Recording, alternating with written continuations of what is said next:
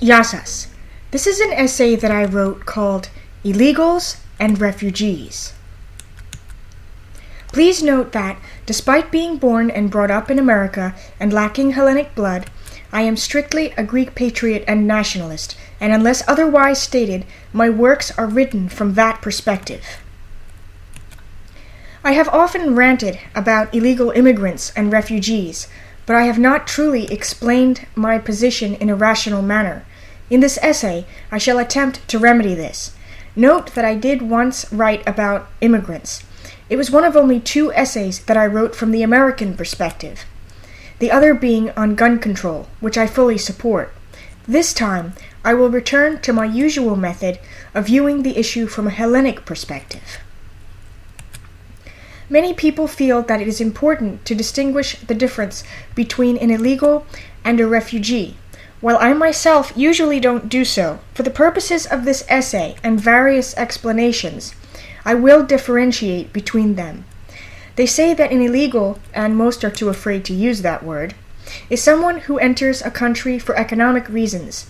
That is, he wishes to start a new life and earn a living in a new land.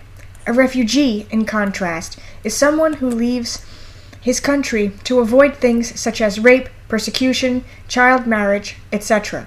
In both cases, however, they come without permission, with no visa, residency permit, and without the prospect of either a job to support them or a family member to take them in.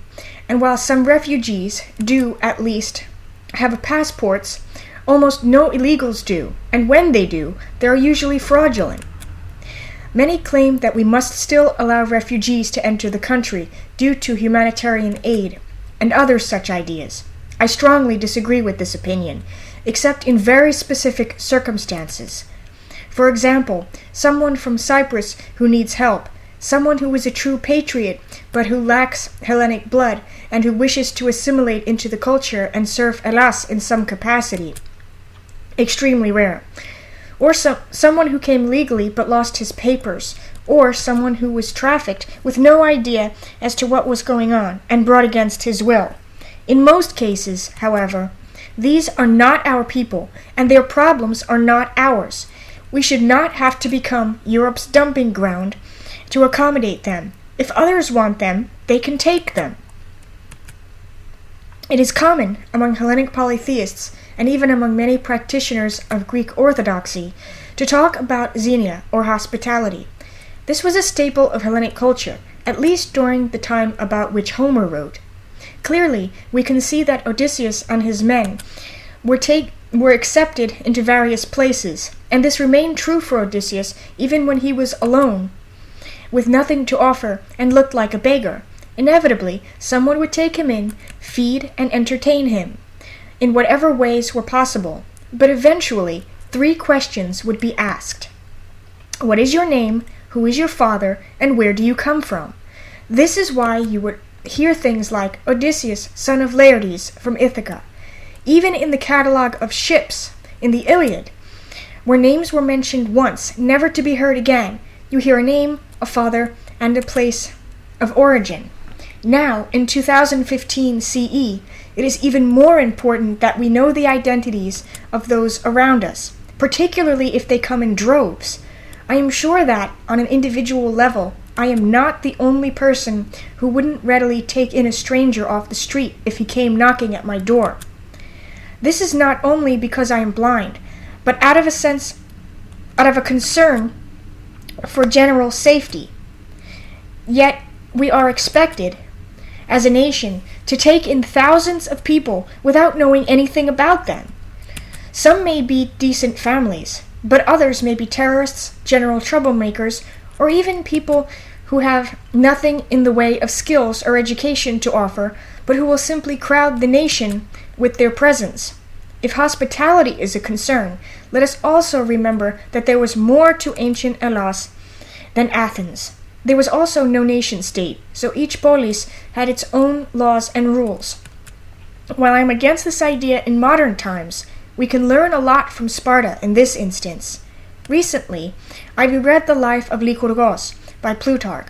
It was an incredibly thought-provoking piece, containing much wisdom. One quote seemed especially relevant today. This is one of 2 translations that I have read. Beginning of quote. And this was the reason why he forbade them to travel abroad and go about acquainting themselves with foreign rules of morality, the habits of ill-educated people, and different views of government. Withal he banished from Lacedaemon all strangers who would not give a very good reason for their coming thither, not because he was afraid lest they should inform themselves of and imitate his manner of government, as Thucydides says, or learn anything to their good, but rather lest they should introduce something contrary to good manners. With strange people, strange words must be admitted. These novelties produce novelties in thought, and on these follow views and feelings whose discordant character destroys the harmony of the state. He was as careful to save his city from the infection of foreign bad habits as men usually are to prevent the introduction of a pestilence. End of quote. Indeed, part of not knowing who these people are is that they may, in fact, carry diseases with them. This has nothing to do with their race or culture, and everything to do with their living conditions. So should we potentially expose ourselves to such things simply to say that we helped others? I think not. I have often said that I put my country above all, including myself. This is one of the reasons why I am not there right now. I would feel horrible if I took a job and put a native citizen on the street, particularly if he or she was a parent with children to feed. It is also why I am learning everything that I can about our culture and history, from ancient times through the present, and why I am learning our modern language, Kathumilumeni and Kathareuza. The other reason, of course, is to promote Hellenism. When I finally move there and eventually become a citizen, I will not be bringing my own ideas, but will assimilate into Hellenic culture as much as possible. The same cannot be said for these immigrants. The illegals just wish to make money, either to send back to their native land or to keep so they can live well, and the refugees are using us as a stepping stone to get to other countries. Meanwhile, these people are changing the very nature of the culture within the nation. As the quote above says, they are bringing in new ideas, new customs, and new words to us. In essence, they are destroying our language, something which we have proven we are quite capable of doing on our own: music, food, and traditions. I won't go as far as the Spartans and say that we should never travel abroad nor learn about other people. Doing so can be enlightening and even fun. But there's a huge difference between learning about a culture and losing yours. Even when foreign elements make their way into Hellenic culture, it should be our choice which to accept and which to reject, and when we should do so. This is simply not the case, not possible in the current situation. It's worth noting that I have no issues with tourists or with those who temporarily come to do business. While they must respect the laws, and while business people at least should learn enough of our language to survive, I do not expect full integration from either group. That only applies to permanent residents. While everyone sympathizes with the refugees, and sometimes even with the illegals, most people also seem to forget that we're in the midst of a terrible economic crisis. For this discussion, it doesn't matter who started it. It just matters that it exists. Even if we wanted to be hospitable to these people, we literally cannot afford to do so. If one person came to my house begging for food, I could take him in. Even 3 or 5 might be acceptable. But 10, 20, or 50 came, and more kept coming, I would need to start refusing people. But I also have a home and food. Many in Hellas do not, and even among those who do, most are struggling for what little they do have. Yet no one ever says, let's build homes for Greeks, or let's give them the Olympic Stadium or office building to use, or let's help plant a community garden so that they can eat. Greek children are literally fainting in schools from starvation. People are committing suicide over losing their jobs. People are living on the street and becoming prostitutes or selling drugs just to support themselves and their families. Yet the tents for the refugees, etc., keep going up, and food keeps being served, and more keep coming. Am I the only one who sees a problem with this? And if money keeps coming in for them, why is it not coming in for natives? Why are we losing an entire generation of young people with degrees who cannot find work? So they are leaving,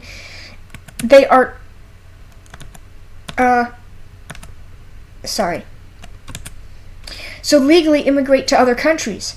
They are called Generation G. What is happening to our nation, and why does no one stop it? What about tourism? For many islands, this is the only means of income. Yet who in his right mind would want to go to a place flooded with dirty people, tents on sidewalks, and crime? The answer, of course, is no one. So now, the native population of the islands will not be able to sustain themselves, and will either leave, or if they do stay, they will become criminals or die on the street. Admittedly, this is not in the style of one of my regular essays, but I have honestly had enough of this. Every day I wake up and read the news, and every day it's the same. More people come to Lesbos as others leave for Athens. When will it end? We need to stop worrying about everyone else and to start putting Hellas first. We need to have the army patrol the borders and protect them from intrusions, and to stop sending our National Guard out to rescue drowning refugees who will then add to the ones already in the country. If they do, then a plan must be set into action immediately to send them somewhere else. This is not impossible. Hungary is doing it. They know what's right, and they obviously care about their people. When will we learn? When will we give ourselves a chance to begin the process of healing from all of this economic misery so that we can learn and grow? We need to focus on the return of agriculture and industry so that we can sustain ourselves as a nation and as individuals, bring in revenue. Only then should we even begin to consider the idea of letting refugees into the country, though we must not close the borders for tourists, business people, and legal residents who can contribute to society.